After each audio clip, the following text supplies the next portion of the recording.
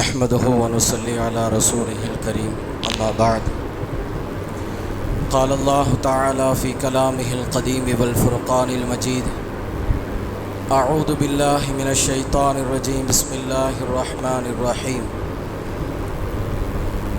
شاورهم في الأمر صدق الله العلي العظيم وقال رسول الله صلى الله عليه وسلم ما رأيت أحدا أكثر مشاورة لأصحابه من رسول الله صلى الله عليه وسلم صدق النبي صلى الله عليه وسلم. அளவற்ற அருளாளனும் நிகரற்ற அன்புடையோனுமாகிய அல்லாஹ்வின் திருநாமத்தை கொண்டு துவங்குகிறேன். சாந்தியும் சமாதானமும் அருமை நாயகம் முஹம்மதுர் ரசூலுல்லாஹ் ஸல்லல்லாஹு அலைஹி வஸல்லம் அவர்களின் மீதும் அவர்களை பின்பற்றி வாழ்ந்து வந்த உத்தம சத்திய சஹாபாக்கள், தாபீன்கள், தபா தாபீன்கள், ஷுஹதாக்கள், வலிமார்கள், குறிப்பாக இம் அமர்வில் வீற்றிருக்கிற நாம் நம் குடும்பத்தார் அனைவரின் மீதும் என்றென்றும் நின்று நிலவட்டுமாக ஆமீன். என்னுடைய உரையை துவங்குவதற்கு முன்பாக ஸலாத்தினுடைய காணிக்கையை சமர்ப்பிக்கிறேன். அஸ்ஸலாமு அலைக்கும் வரஹ்மத்துல்லாஹி வபரகாத்துஹு. கண்ணியத்திற்குரிய விழாவின் தலைவர் ஹஸ்ரத் கிப்லா அவர்களையும், இவ்விழாவிற்கு வருகை தந்திருக்கிற உலமா பெருமக்கள், மூத்த ஆலிம் பெருந்தகைகளை என் சார்பாகவும் மதரசாவின் சார்பாகவும் வரவேற்கிறேன். அஹ்லன் வஸஹ்லன் மர்ஹபா. அல்லாஹ்வினுடைய பேரருளால் ஒவ்வொரு மதரசாக்களிலும் இருக்க வேண்டிய ஒரு குறிப்பான ஒரு விஷயம், அவர்களுக்கு என ஒரு பேரவை. அந்த அடிப்படையில் ஹிகமிகள் பேரவை என்கிற ஒரு துவக்க விழாவை இன்றைக்கு நாம் எடுத்து வந்து கொண்டிருக்கிறோம். பொதுவாக இந்த விழாவை எடுப்பதற்கான அடிப்படையாக இருக்கிற ஒரு விஷயம் ஆலோசனை. இந்த உலகத்தில் எந்த காரியங்களாக இருந்தாலும் அதில் ஒரு ஆலோசனையை கொண்டு நாம் அதை துவங்கினால் அந்த காரியத்திலே சில பலன்களை நாம் அடைந்து கொள்ள முடியும். அல்லாஹ் ஜல்லஷானஹு தஆலா உஹதுடைய யுத்தக்களத்தை பற்றிய செய்திகளை சூரத்துல் ஆல இம்ரானிலே குறிப்பிடும் பொழுது, நபிகள் ஸல்லல்லாஹு அலைஹி வஸல்லம் அவர்களினுடைய கட்டளைக்கு மாறாக சஹாபாக்கள் செய்த அந்த நிலைகளையும், உடனே நபி அவர்களினுடைய கோபத்தை தணிக்கிற விதமாக அல்லாஹ் நபி அவர்களிடத்திலே குறிப்பிடுகிறான் ஒரு செய்தியை, நீங்கள் கோபப்பட வேண்டாம், அவர்களை நீங்கள் மன்னித்து விடுங்கள். அடுத்தபடியாக ரப்பு ஒரு வாசகத்தை குறிப்பிடுகிறான், ஷாவிருஹும் ஃபில் அம்ர், அவர்களுடைய காரியங்களிலே நீங்கள் அவர்களோடு ஆலோசனை செய்யுங்கள்.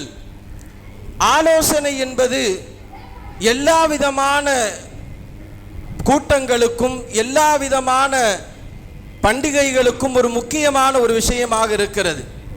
இன்றைக்கு துவங்கப்பட்டிருக்கிற இந்த ஹிக்கமிகள் பேரவை, இந்த பேரவையிலே ஆலோசனைகளை நாம் எப்பொழுதும் அதற்கு தகுதி படைத்தவர்களிடத்திலே ஒப்படைத்து விட வேண்டும்.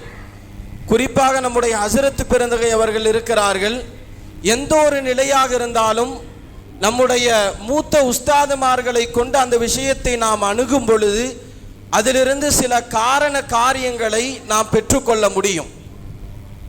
அந்த கூட்டத்தை எவ்வாறு நடத்த வேண்டும் என்பதற்கு நாம் எப்படி ஆலோசனையை மேற்கொள்கிறோமோ, அதே போன்று இந்த பேரவை சம்பந்தமான எந்த ஒரு விஷயமாக இருந்தாலும் அதற்குரிய மூத்த உஸ்தாதுமார்களிடம், பொறுப்புதாரிகளிடம் அனைவரும் சேர்ந்து ஒரு ஆலோசனை அந்த இடத்திலே குறிப்பிடும் பொழுது அந்த சேவைகளை நாம் நிதர்சனமாக நிவர்த்தியாக செய்வதற்கான ஒரு வழிவகைகளை அல்லாஹ் நிச்சயமாக நமக்கு கொடுத்தருள்வார்.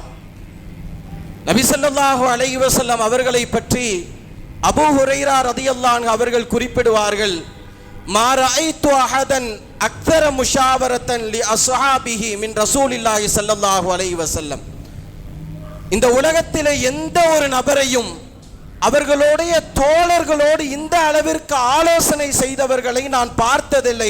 நபி அவர்கள் அவ்வாறு ஆலோசனை செய்வார்கள் என்று சொன்னார்கள். வரலாற்றினுடைய பக்கங்களை திருப்பி பார்த்தால் நமக்கு கிடைக்கப்பெறுகிற செய்தி, நாயகம் ஸல்லல்லாஹு அலைஹி வஸல்லம் அவர்கள் போருடைய விஷயங்களாக இருந்தாலும் பொதுவான விஷயங்களாக இருந்தாலும் எல்லா நிலைகளிலேயும் அவர்கள் ஆலோசனையை மேற்கொள்வார்கள்.